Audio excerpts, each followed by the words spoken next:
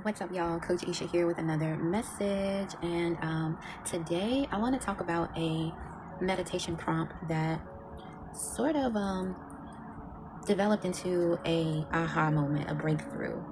So the prompt was to think about your biggest fear.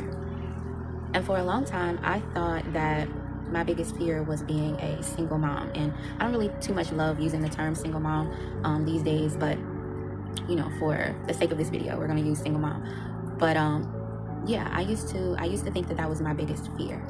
And a big part of that was because I grew up in a single parent home. A lot of the women in my family were single mothers, and so growing up, it was something that I always used to say, it's not going to happen to me. I'm not going to do that.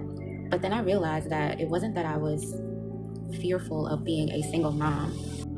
The real meat of the fear was I didn't want to be like the single mothers before me.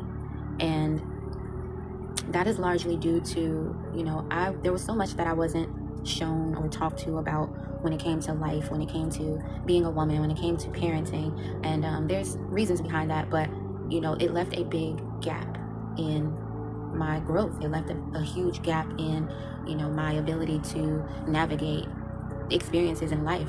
And so when I became a mother, and the inevitable happened, it reminded me of that, and it made me more fearful because I felt like I may miss the opportunity to really teach my children what they need to know. I would often find myself wondering, how was I going to prepare them for this world? How was I going to nurture them in the way that they needed to be nurtured? Show things like the affection, all these things that I wasn't shown, I wasn't given growing up.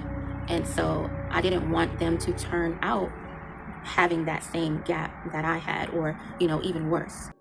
But then something clicked for me as I was led to actually take inventory of how my motherhood journey had been going. And I realized that not only was I not like the women before me, but despite, not being shown what I felt like I should have been shown, and, talked to about what I felt like I should have been talked to about, I've always had that same feeling, that same knowing that I was going to do things differently.